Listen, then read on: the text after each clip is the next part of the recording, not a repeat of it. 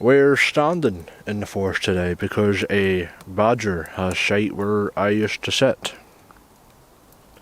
Wee b****.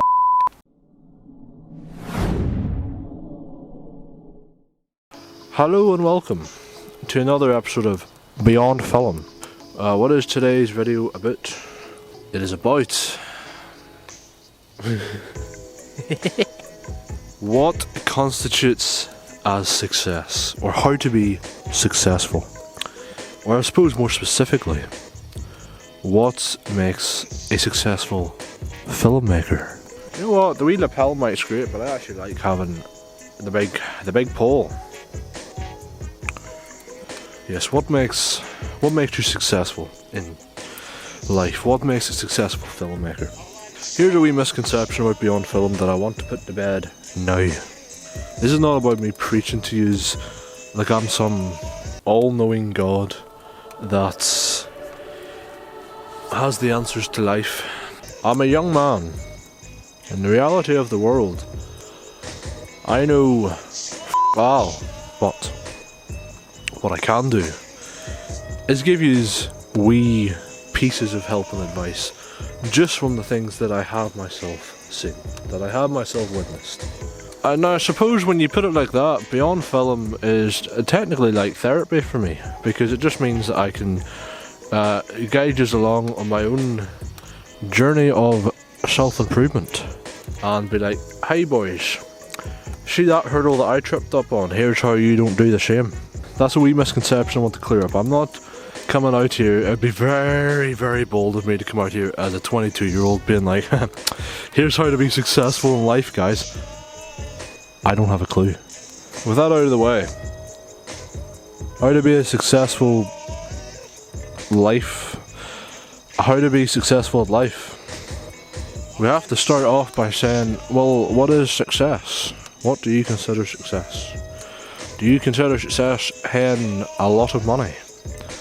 Do you consider having a lot of notoriety? Everyone knows who you are. Or do you consider success something else? I think I'll keep the broader question of how to be successful in life to a future episode of Beyond Film. But if we're starting off with how to be a successful filmmaker, what do you consider successful? To some people, you've only reached success if you become a Hollywood film director. Your name's on the billboards, you're making big movies in the big box, the bag money, and everyone's calling your name. What the f*** was that? To some people, maybe being a successful filmmaker is just, are you making the stuff you want to make? And are you surviving? You're not starving to death, you have a roof over your head. To some people that's what it might take. Although we're talking about filmmaking, this could really apply to anything in your life that you're trying to do, that you're trying to be, that you want or desire. And that is that when you start out of the journey, you'll not know exactly where you're going to end up, and you'll not know exactly how you're going to get there, but you should have a general idea of where you want to end up. And you should ask yourself, are there any concessions, are there any compromises?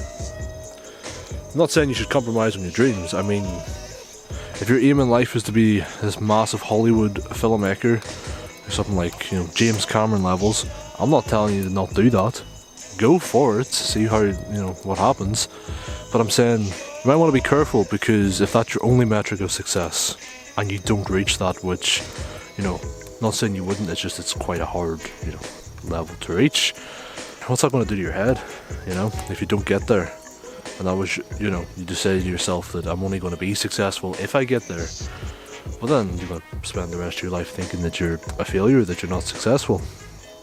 And that's not, well, that's not good at all. That whole mindset's kind of why I started making stuff for ZeusWeusFilm in the first place, because my original plan, for all two of you that have watched my YouTube videos since 2014 on my personal channel, you'll know that when I was younger, I wanted to be a filmmaker. Then when I became a teenager, which, like I said, if you've watched my old YouTube videos, you'll know, I wanted to be a YouTuber. I wanted to record myself playing games for the masses. Being a YouTuber was always something that interested me. So the plan was always for, throughout the number of years up until last year, my plan was I'll make YouTube videos for my personal channel, and then I will, on the side, have this ZeusWeusFilm thing, which is where I make client work for people, like recording music videos and wedding videos, and then make films there. And then I kind of had the thought to myself, but like, where's that going to go? The YouTube stuff of playing games, although I still sometimes do it on the side as a bit of fun, that wasn't going anywhere. But where's the ZeusWeusFilm going? And then we have an earlier episode of Beyond Film where I said, perhaps not doing something is worse than the risk associated with doing it. So I thought, do I want to like tamper with ZeusWeusFilm and make it into like an actual YouTube channel where I make videos for, instead of just where I upload client work that I've done and films that I've made. But then I thought, what is it I really want?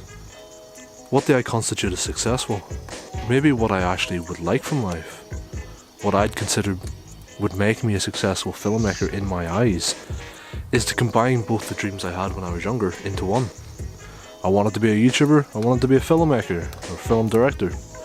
Why not make a YouTube channel about film and see if you can grow that into something that's how you make a living? So I thought a lot about that over the past couple of years.